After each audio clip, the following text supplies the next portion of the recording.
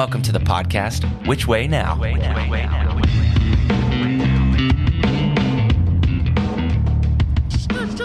All right, let's start this off with a little bit of a story about me as a little kid, starting to find my entrepreneurial wings. So I was probably like 11-ish, give or take a few years, and I think I was saving up for something. I can't remember, but I needed more cash. I needed money. The thing is, when you're 11 years old, there's not really jobs out there. So I guess you can do chores and things along those lines, but I had kind of tapped out everything as far as the chores that my parents would allow me to do. I don't know if I was just running them dry with their cash or what was going on, but I needed to find another outside source, another way to collect some cash. So anyway, I had this idea, let's start just promoting myself through the neighborhood as the guy that can do any sort of odd job. You know, my dad had kind of given me this idea like, oh yeah, odd jobs. And I was like, what? I don't know what that means. And it's just all of the different random things, whether it's mowing a yard, pulling weeds, shoveling snow out of a driveway, and all sorts of stuff. And so I remember working with my dad. He helped me. I'm sure we were like in Microsoft Paint or something super cheesy and old school. This was like super late 90s, I would say. And we built this flyer. We made this flyer, and I remember there was this like little swirly thing we put in the corner as like my logo, right? And I was so proud of that logo. I thought, you know what? When people see this through the neighborhood, they are going to know who this represents and what things I can do for them. So I was all excited about it. And of course, I go out and I felt uncomfortable because I didn't know people in the neighborhood yet. Or, I mean, it was a big neighborhood, so there's a lot of people you just, of course, would not really meet. And so went around and printed off a bunch of flyers and hung them kind of like in the mailbox or up by the front door. Tried to knock on some doors. And of course, for anybody that's done that as a kid, or more so even like little entry-level sales positions or wherever, when you do door knocking, it's uncomfortable. It's kind of like cold calling. It's uncomfortable. But I met some really cool people and I got to do some cool jobs. I remember one job that I did just a few houses down from where I grew up. This guy just needed help cleaning out his garage. And he just had a bunch of crap in there and it just needed to get moved. And so I think it was like $30. I can't remember how much I charged or how much I made from that. But I remember helping him, and it was an honest day's work. It took us a while and it was hot outside and the whole thing. But not only did I walk away with a little cash in my pocket, but I even got brand new Oakley's sunglasses. He had like, I don't know if he was like a distributor or something in his career, but he had a bunch of just brand new Oakleys that were still like in the wrapping and packaging and all that. So it was so cool. There was another guy, his name's Mr. Bear. He was an older gentleman. He's since passed away. And it was really cool getting to know him because I was like this cute little kid, like shoveling his driveway when it was snowy outside. And he's this elderly gentleman that lives by himself. And so I got to, meet him. And really what I want to talk about in this episode, and hopefully this story helps kind of prompt it, is the idea that you got to take the next step. You got to go out and try new things. And the reality is we all have dreams and things that we aspire to become or things that we want to achieve in our lifetime. And the fact of the matter is you don't get anywhere if you don't take any steps. The difference is there are those that do, and there are those that don't. Basically, you have, I've heard the term, you've got your entrepreneurs and you've got your wantrepreneurs, like starting with the word want, I guess. And really, it's just the people that just talk the talk, and they never really put any steps into it. It makes me think about the movie Yes Man with Jim Carrey. I can't remember what year it came out. It's been out for a little while, and I'm sure most of you guys probably know which one I'm talking about. But the concept of that movie is that a guy living a pretty dull, boring life, nothing really exciting, nothing really great happening to him for one reason or another, and I probably should have rewatched the movie before talking about it here, but for whatever reason, he starts to basically opening up and saying yes to more opportunities. And it takes him on this like wild ride. He has so much fun doing all these crazy things that he never would have. He's meeting new people, trying out new things. His life just kind of blossoms. And it all was on the concept of just saying yes. When you want to say no, say yes instead. That's what this movie was about. And really what was happening is he was getting out of his comfort zone. And what it makes me think of is just this word courage. He became more courageous. Because the fact of the matter is, the more time that you spend on the fringes of your comfort level, on the edge of the things that you're comfortable or uncomfortable with, the more you spend the time there, the more you realize you're going to be okay. And typically you come out better on the other side for trying something that would typically leave you feeling really nervous and you would walk away from. This is where I think courage starts to come in. And the more that you can have experiences of taking a little bit of a leap of faith, the more you're going to do it, because you realize it's not that scary of a world out there. I mean, yes, it is scary, I guess. And trying something new for the first time is always going to be nerve-wracking, no matter how skilled you are or how experienced you are.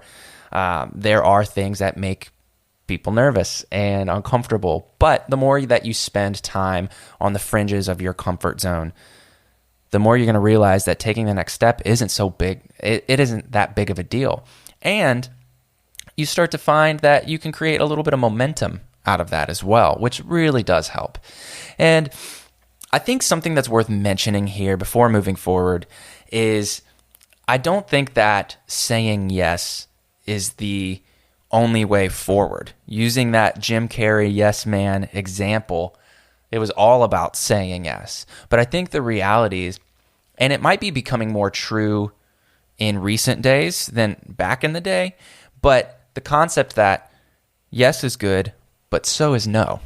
Saying no to things is really important, and that can for sure be its own episode if we wanted to get into that.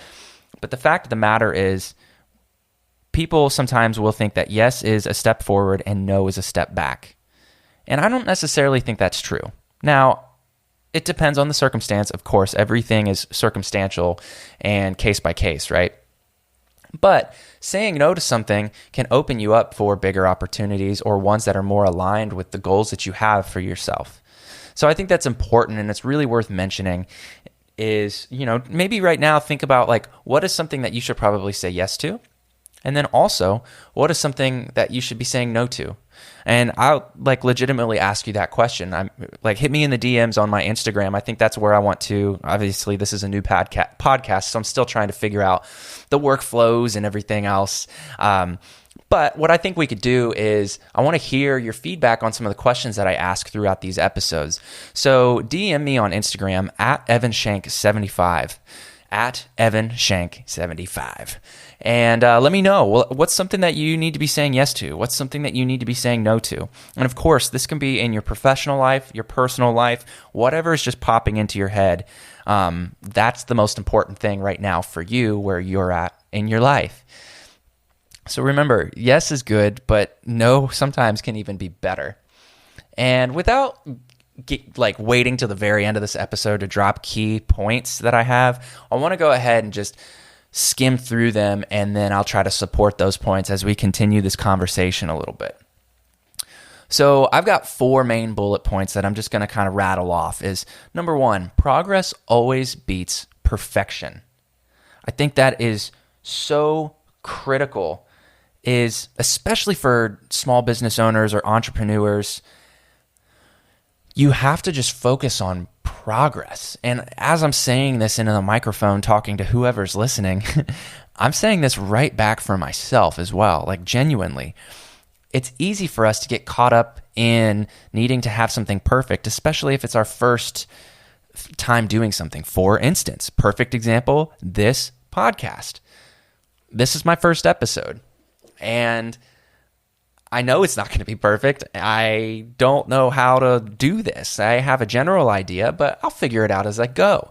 The fact of the matter is progress is going to win as opposed to aiming for perfection. You'll get better at things over time. That's just how it goes.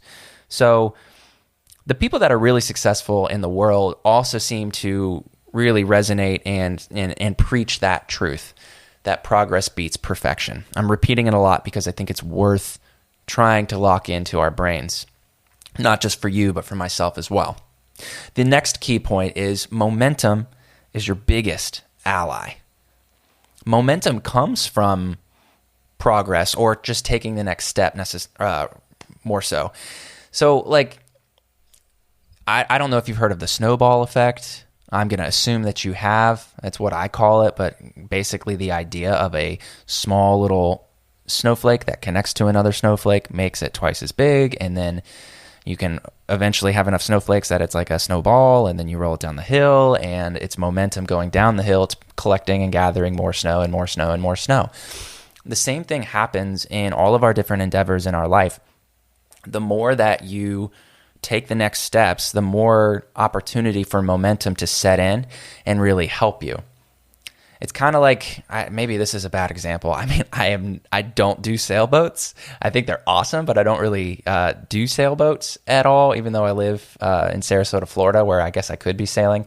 Anyway, it makes me think of a sailboat that's standing still and there's some wind that comes. It's going to take quite a bit of wind to get that vessel moving, from going from a standstill to moving. Whereas if you already have a little bit of momentum, then even the smallest gusts of wind, you're going to be able to capitalize on that. I hope that's true. I think it makes sense. It makes sense in my brain. But that I am a very visual type of person, so I'm always coming up with these like connections, visual connections that represent something I'm saying. So if you stick around with this podcast, you're going to hear more of that. So just roll with me. But momentum is your biggest ally. It makes it easier to keep going. The first step is typically the hardest. The third key point I want to talk on is going backwards is not bad. I would say that going downwards is, or you could say something along those lines.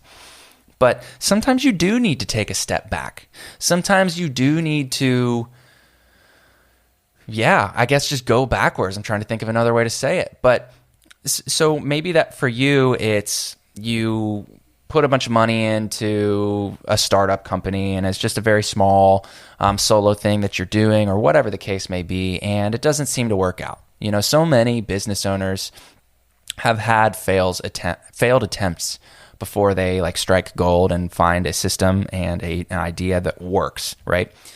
So for that person, I mean, if you're one of those people that have hit some sort of failure or rock bottom with something you're trying, sometimes you do have to slide back into doing jobs that you used to do in the past that you now had started to think you were above, or that you were kind of like beyond that phase in your life.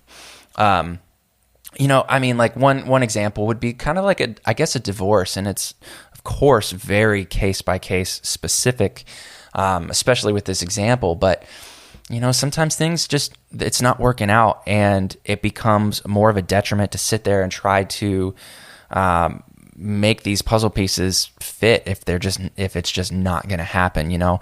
And it can feel like you've backslid if you're somebody that's either going through that or have been through that. I'm sure that there's a sense of feeling like you're going backwards in life because it's different than the typical narrative of, you know, going from a young person all the way up through becoming an adult with responsibilities and then relationships, owning a house, whatever, you know, kind of the American dream type thing.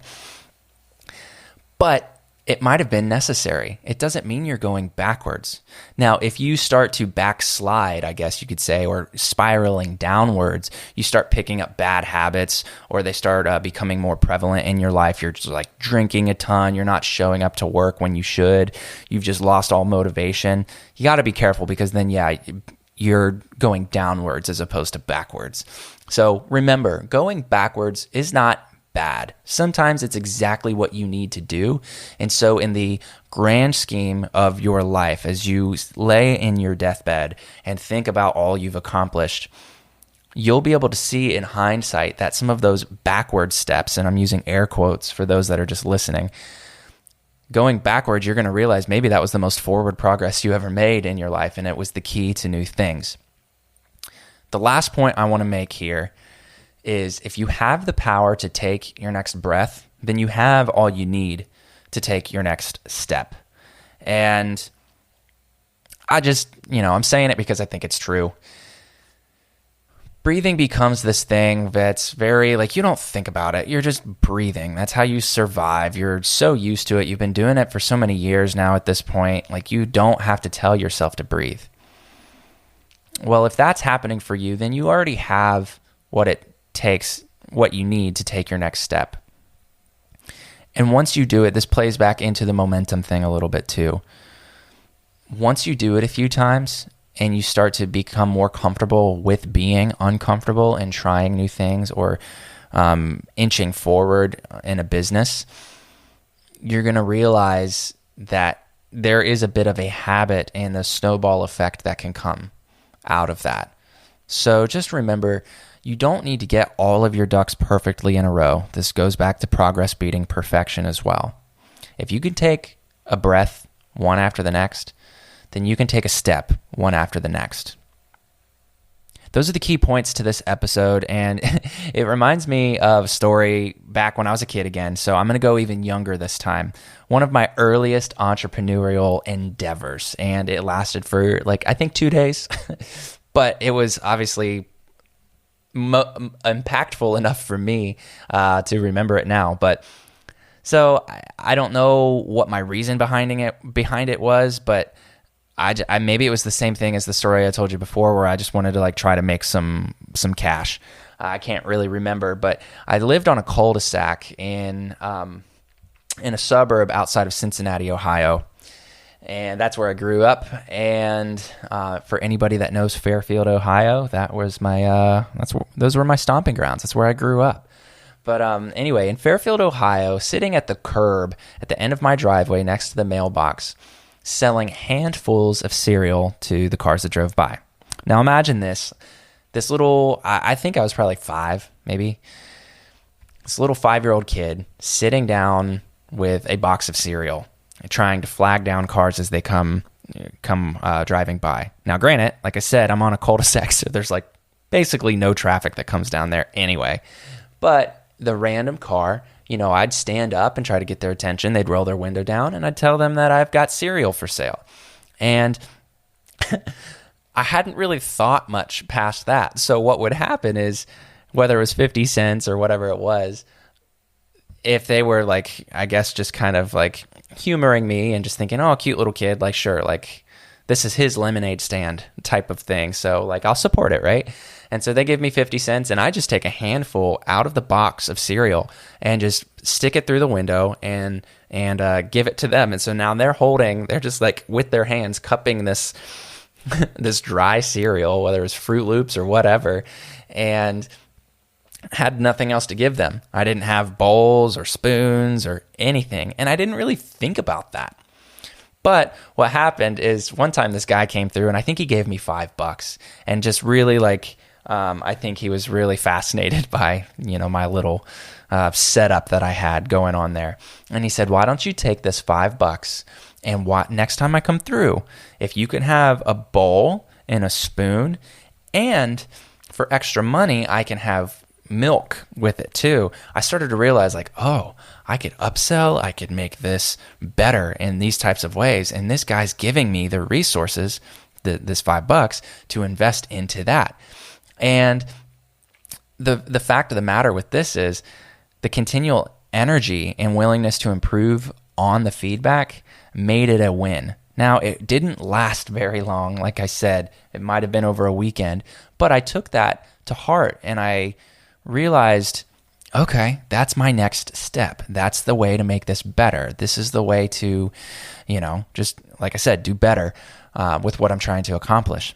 So my question to you is, what was your youngest lemonade stand idea? Evan Shank 75 on Instagram. DM me. I want to hear, what was the first endeavor that you ever pushed for? I think those stories are always entertaining, and it's a good way to get a conversation going. And so for me, I was selling handfuls of cereal with no plan, no bowls, no spoons to people that were driving down this like random cul-de-sac in this neighborhood. So I don't know if I've really made it much further than that. I think I've learned a couple things along the way now that I'm sitting here at 30 years old. But what was your youngest, I'll call it the lemonade stand idea? I'd be really interested to hear. So, like I said, visuals are something that I lean into a lot. It's just how my brain works. And with this whole concept of taking the next step, it makes me think of football players when they're training. They always drive their legs until they're tackled, regardless of the progress that they're making on the field or the progress that's not being made. They train this way to always keep their legs firing and just digging into the ground with their cleats to try to push forward. And because they train like that all the time, it becomes a habit. It's an instinctive action, regardless of whatever circumstance or situation they find themselves in on the field. So for you, for me, how can we train ourselves into becoming used to and feed off of taking the next steps? It doesn't have to be these massive leaps to get to the success or to the thing that you're aiming after. It's all about just continual short progress. It's the idea of getting 1% better every single day at a specific thing. There's so much more that we could talk on with this, and that's why I'm excited about this podcast, because for me, I'm like, okay, what am I supposed to do now? And over the course of this podcast, I'll share more about, what I do for a living and where this podcast fits in and kind of how my brain works with the things that I have learned and the things that I'm working on getting better at. And that's where I want to connect with you guys as much as possible. And I think the more that we connect, the more that we can grow together and really leverage each other's stories and expertise. But for me, I'll leave you with this. What I'm working on right now in my personal and professional life are a few of the following.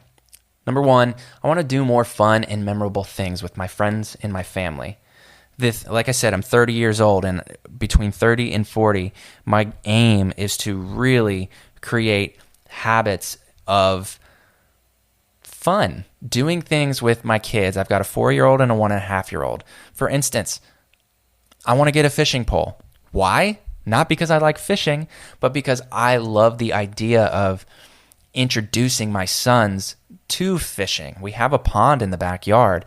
And so what better way for us to connect and have memories and stories? And maybe we'll find a hobby out of it. But I'm also kind of hoping that we don't catch a fish, because I don't really know what to do. I think I do, but I'm not sure that I do. And so that idea might break down. But overall, I want to do more fun and memorable things. I don't want to just like hustle. I mean, I see what that's all about, and I respect it to a large degree, but I want to schedule in the things that are going to make my life feel rich and full. And I would encourage you to do the same. If you are one of the people out there that are pretty good at balancing the fun stuff with your family or the things you like to do on the weekends or whatever, as well as your entrepreneurial endeavors that you have going on, maybe you have a business or businesses that you're managing, do you have any tips or tricks for me? I'd love to hear that. The second thing that I'm working on, which comes in hand with this podcast, and I will speak on it because this is the first episode, is I want to build an audience, but more so than that, I want to connect with more people. I just want to be around people that are like-minded, that I can learn from, that we can just share stories and just enjoy this whole thing called existence as humans. We're all sharing the planet right now. We're all breathing air and, waking up and going to bed and repeat, and we all have cool things. And I want to just get out there in the world a little bit more. So that's something I'm working on, is building an audience and connecting with more people. And then balancing my short-term needs with my long-term desires. So, I've got multiple things going on at any given moment, and some of it is a little bit more revenue producing, and it's the short-term solution to paying the bills, essentially. And then there's other things that I want to make sure that I'm prioritizing and working on in baby steps, so that this next big thing, I'm using air quotes, is being worked on in the background. So it's just it's a game of balance. So I want to do more fun things and pencil that into my calendar. I want to connect with more people, and I want to practice balancing my short-term needs and my long-term desires and giving everything the level of priority and time that it deserves so that I can live the life that I'm looking to achieve. I'm sure if you've listened this far that we have a good fair bit in common, and hopefully something that we've talked about today will resonate with you. I've got a lot of different ideas for how this podcast could go. So once again, for the probably fourth or fifth time, I am totally open to having you shoot over suggestions. Hit me in the DMs over on my Instagram page, EvanShank75, and let's start a conversation. I am so excited for this journey of this podcast. So let's remember the keys from today. Progress always beats perfection. Momentum is your biggest ally. Going backwards is not bad. Going downwards is. And if you have the power to take your next breath, then you have all you need to take your next step. Until next time, thanks for being here. Well, that does it for this episode. You can always reach out to me directly on my Instagram at EvanShank75 with any thoughts or questions you may have. I'd love to connect and hear your story. Make sure you follow and subscribe, and also leave a review on whichever platform you're listening to this on. My only question to you is, which way now?